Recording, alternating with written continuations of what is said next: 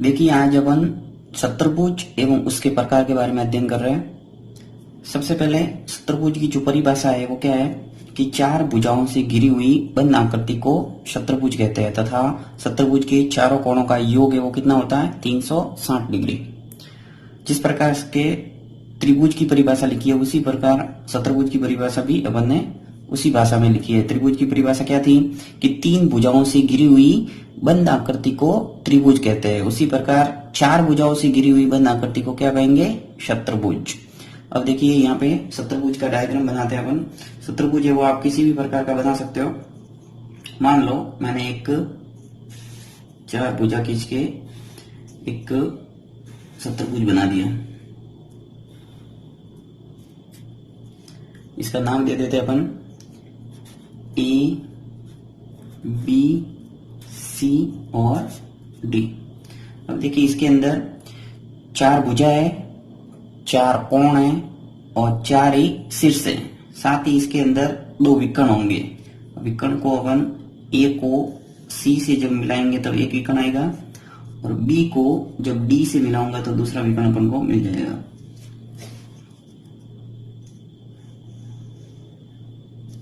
इस ढंग से अपन को दो विकर्ण भी प्राप्त हो गए। तो यहां मैं लिख रहा हूं कि दो विकर्ण कौन कौन से हैं, दो विकर्ण,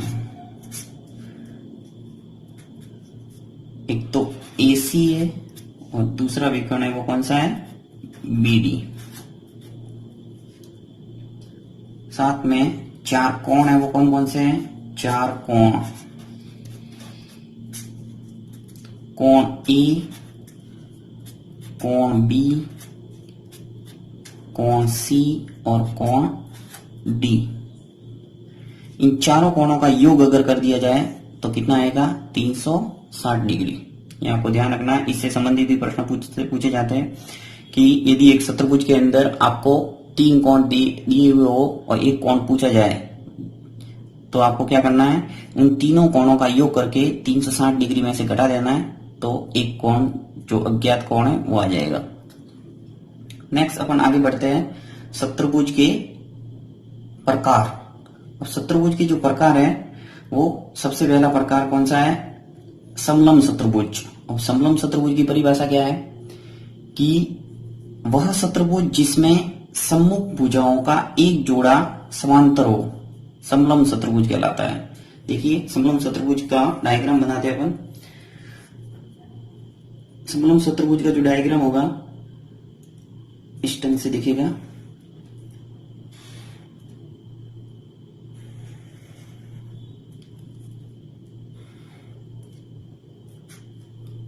इसके अंदर विशेषता क्या है, नाम देते हैं A, B, C और D।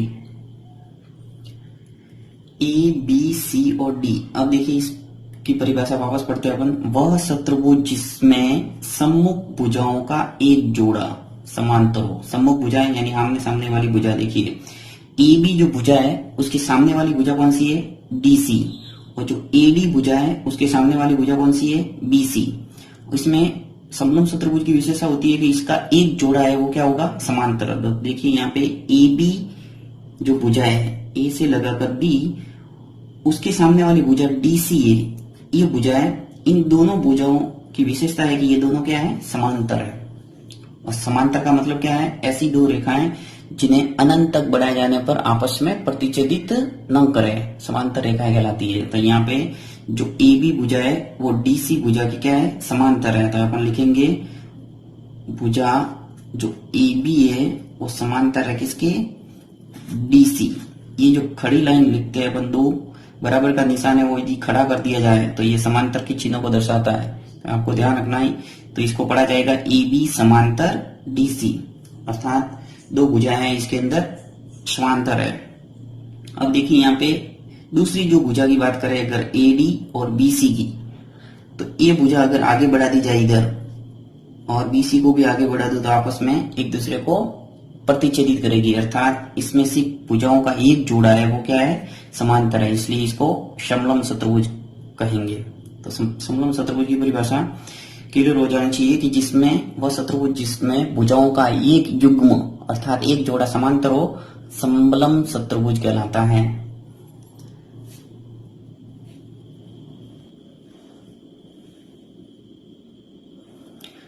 अब देखिए नेक्स्ट है समांतर चतुर्भुज। इसकी परिभाषा क्या है? ऐसा चतुर्भुज जिसकी आमने सामने की भुजाएं बराबर हो और समांतर हो उसे समांतर चतुर्भुज कहते हैं। इसका डायग्राम बनाते हैं अपन।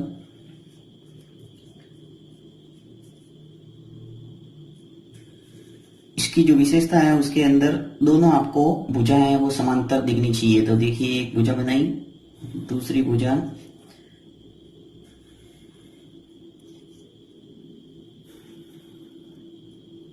इसमें भुजाओं के दोनों युग्म है वो क्या है? समांतर है। तो यहाँ पे नाम दे रहा हूं मैं ए, बी, सी और डी। वापस देखिए इस परिभाषा को। ऐसा चतुर्भुज जिसकी आमने सामने की भुजाएं बराबर, पहली विशेषता होनी चाहिए आमने सामने की भुजाएं वो समान होनी चाहिए और क्या होनी चाहिए? समांतर, उसे समांतर चतुर्भुज कहते हैं। तो यहाँ पे देखिए ए बी जो भुजा है वो किसके बराबर है? डीसी के। और जो एडी भुजा है किसके बराबर है? बीसी के। साथ में इन दोनों भुजाओं की युग्म है वो क्या है? समांतर है। तो यहाँ पे मैं सिंबल बना रहा हूं। ये जो एबी भुजा है वो किसके समांतर है? डीसी के। और जो एडी भुजा है वो किसके समांतर है? बीसी के। तो अपन यहाँ लिखते हैं भुजा जो ए बी है वो समांतर है किसके? डीसी। साथ में जो भुजा एडी है वो किसके समांतर है? बीसी। पहली विशेषता तो हो गई इसकी भुजाएं वो क्या है? आमने सामने की भुजाएं क्या होंगी? समांतर। समलम चतुर्भुज में भुजाओं का सिर्फ एक युग्म अर्थात एक जोड़ा है वो समांतर होता है। इसके अंदर भुजाओं के दोनों युग्म अर्थात दोनों जोड़े हैं वो क्या होनी चाहिए? समांतर। साथ में भुजा है वो समान भी होती है। तो यहाँ पे भुजा आमने सामने की जो भुजा है वो बराबर भी होगी अर्थात जो ए बी भुजा है उसका लंबाई और जो डीसी भुजा की लंबाई है वो समान होगी। साथ में जो एडी भुजा है उसकी लंबाई और बीसी भुजा की लंबाई है वो समान होगी। ये भी इसकी विशेषता है। अब इसके अंदर समांतर चतुर्भुज के अंदर कुछ और विशेषता होती है, उसको भी अपन एक नजर में देख लेते हैं। सबसे पहली विशेषता इसके अंदर होती है कि सम्मुख कोण है वो समान होता है अर्थात जो कोण ए होगा उतना का उतना कितना होगा? सी भी होगा। फिर जो बी कोण होगा उतना ही कोण डी होगा अर्थात जो कोण होंगे ए बराबर होगा किसके? कोण सी के। और कोण जो बी होगा वो किसके बराबर होगा? कोण डी के। तो समांतर चतुर्भुज के अंदर ये भी एक विशेषता है। आपको यदि मान लो कोण ए का मान दिया हुआ है 50 डिग्री और आपको सी का कोण का मान पूछ लिया तो उसका मान भी कितना होगा? 50 डिग्री। क्योंकि समांतर चतुर्भुज की विशेषता होती है कि सम्मुख कोण है वो क्या होता है? समान अर्थात आमने सामने के कोण है वो समान माप के होंगे। नेक्स्ट एक विशेषता और होती है कि समांतर चतुर्भुज के जो विकर्ण है वो एक दूसरे को क्या करते हैं? समद्विभाजित करते हैं। अर्थात यदि मैं इस यहाँ पर विकर्ण बना लूं इसके तो विकर्ण है वो एक दूसरे को क्या करेंगे? समद्विभाजित करेंगे। तो यहाँ पे मैं विकर्ण का बना रहा हूं। तो देखिए यहाँ ए से लगाकर सी तक एक विकर्ण और दूसरा विकर्ण है वो ये बी और डी को जोड़ेगा। मान लो यहाँ पे प्रतिच्छेदित बिंदु को मैं ओ नाम दे देता हूं। तो यहाँ विकर्ण की विशेषता क्या हो जाएगी? तो विकर्ण है वो एक दूसरे को समद्विभाजित करते हैं। समद्विभाजित का मतलब होता है जहां पर प्रतिच्छेदित हो रहा है वो बिंदु है वो दोनों विकर्णों को समान दो भागों में बांट देगा। अर्थात जो भुजा ओ ए होगी उतना का उतना ओ से लगाकर सी तक होगा। ओ सी, ओ से लगाकर ए तक यदि 5 सेंटीमीटर है तो ओ से लगाकर सी तक भी कितना होगा? 5 सेंटीमीटर। इसी प्रकार जो ओ बी है उतना का उतना कितना होगा? O D. अर्थात ओ से लगाकर बी तक जितनी दूरी होगी उतनी ओ से लगाकर डी तक होगी। ये भी आपको ध्यान रखना है समांतर चतुर्भुज की विशेषताओं के अंतर्गत। नेक्स्ट है आयत। आयत की क्या विशेषता है कि ऐसा समांतर चतुर्भुज जिसका प्रत्येक कोण क्या हो, समकोण, आयत कहलाता है। यहाँ पे आयत बनाते हैं अपन। आयत के बारे में वैसे सबको ही जानकारी होती है इसकी। आयत इस ढंग से दिखता है, आपको बिल्कुल स्ट्रेट लाइन खींचना है। यहाँ पे थोड़ी टेढ़ी होगी है मेरे। यहाँ पे देखिए ए बी सी और डी। अब देखिए ए बी सी और डी जो मैंने चतुर्भुज बनाया, ये समांतर चतुर्भुज के सभी गुणों का पालन तो करता ही है, साथ में इसकी एक विशेषता और है कि इसका प्रत्येक कोण है वो कितना है, समकोण, अर्थात 90 डिग्री है। तो देखिए समांतर चतुर्भुज के साथ में ए बी भुजा डी सी बराबर है और ए डी भुजा है वो बी सी के बराबर है, और भुजाओं के दोनों युग्म क्या है, इसमें समांतर है, इसलिए समांतर चतुर्भुज तो है ही है। प्लस इसका प्रत्येक कोण है वो समकोण है, तो कोण ए, कोण बी, कोण सी और कोण डी, प्रत्येक कोण 90 डिग्री है, अर्थात समकोण है, इसलिए इसको बोला जाएगा आयत। आयत की विशेषता होती है कि इसके जो विकर्ण है वो समान माप के होते हैं। नेक्स्ट है वर्ग। ऐसा आयत जिसकी चारों भुजाएं क्या हो, समान हो, वर्ग कहलाता है। अब आयत के अंदर की सभी विशेषता वर्ग के अंदर भी होगी, और वर्ग की एक विशेषता होगी कि इसकी चारों भुजाएं कैसी होगी, समान, अर्थात इस ढंग से दिखेगा ए बी सी और डी। जो भुजा होगी वो ए बी बराबर होगी किसके, बी सी, और बी सी और सी डी और बी ए, अर्थात इसकी चारों भुजा समान, साथ में प्रत्येक कोण है वो 90 डिग्री, प्रत्येक कोण 90 डिग्री हो जाएगा इसका। देखिए आगे बढ़ते हैं अपन चतुर्भुज के प्रकारों में। नेक्स्ट है समचतुर्भुज।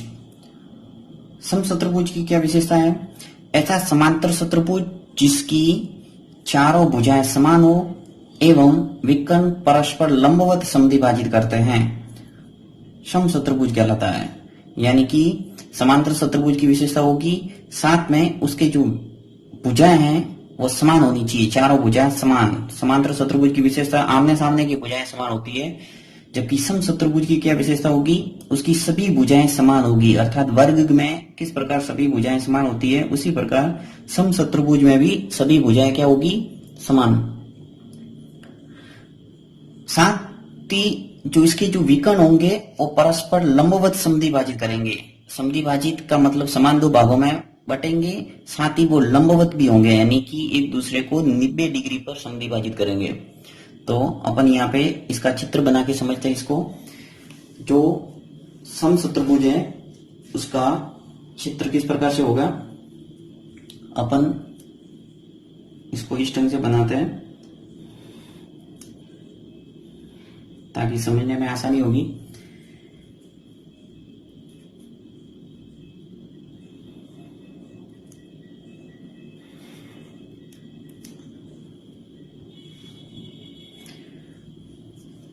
चित्र है तो थोड़ा टेढ़ा बन गया, परंतु इसकी आपको मानना है कि इसकी चारों भुजा है वो क्या है, समान।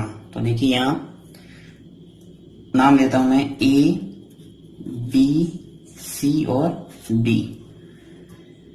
इसकी जो विशेषता है, प्रथम विशेषता की भुजा है वो क्या होनी चाहिए,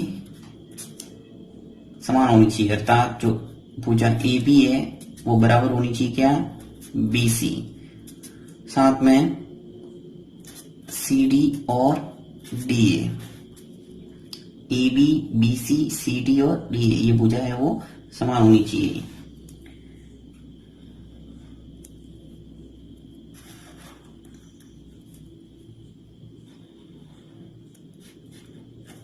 ठीक है, अब देखिए यहाँ पे विकर्ण खींचते इसका, ए से लगाकर सी और बी डी, और यहां प्रतिच्छेदित बिंदु का नाम दे देता हूं ओ। विकर्ण है वो परस्पर लंबवत समद्विभाजित करता है। देखिए यहां विकर्ण जो है ओ ए, ओ से लगाकर ए तक जो भुजा है वो बराबर होगी किसकी, ओ सी के। साथ में जो ओ बी है वो किसके बराबर होगा, ओ डी के। अब देखिए इसकी समद्विभाजित करने की विशेषता के साथ में इसमें जो विकर्ण है वो क्या है, एक दूसरे को लंबवत समद्विभाजित करता है, यानी कि यहाँ पे 90 डिग्री का कोण बनेगा हमेशा। चारों तरफ जो कोण बनेगा वो कितना बनेगा, 90 डिग्री। अब देखिए यहाँ पे ऐसा समांतर चतुर्भुज जिसकी चारों भुजाएं समान हो एवं विकर्ण परस्पर क्या हो, लंबवत समद्विभाजित करते हैं, समचतुर्भुज कहलाता है। यहाँ पे चारों भुजा समान है, A B, B C, C D और डी ए, और विकर्ण है वो क्या है, परस्पर लंबवत समद्विभाजित करते हैं। तो समचतुर्भुज की परिभाषा है वो इस ढंग से आपको याद रखना है। नेक्स्ट है पतंग। पतंग में क्या है, ऐसा चतुर्भुज जिसमें आसन भुजाओं की जोड़े है वो क्या हो, समान लंबाई के हो, पतंग कहलाता है। इसका चित्र किस प्रकार से होगा, जिस प्रकार से पतंग होता है उसी प्रकार इसका चित्र दिखता है, इसीलिए इसका नाम है वो पतंग है। तो यहाँ पे पतंग का जो डायग्राम है वो इस ढंग से बनाना आपको।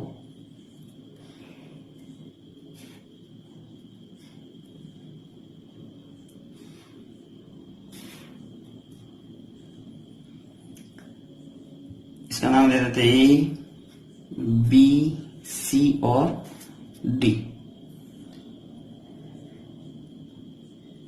अब देखिए इसकी विशेषता, ऐसा चतुर्भुज जिसमें आसन भुजाओं के जोड़े समान लंबाई के हो। आसन भुजाओं का मतलब होता है जो भुजा ए बी है उसके पास वाली भुजा कौन सी है, बी सी, और जो डी ए भुजा है उसके पास वाली भुजा कौन सी है, डी सी। अर्थात आसन भुजा जो पास पास वाली भुजा होगी वो समान होगी, अर्थात ये भुजा इसके समान होगी और ये जो भुजा है वो किसके समान होगी, इसके।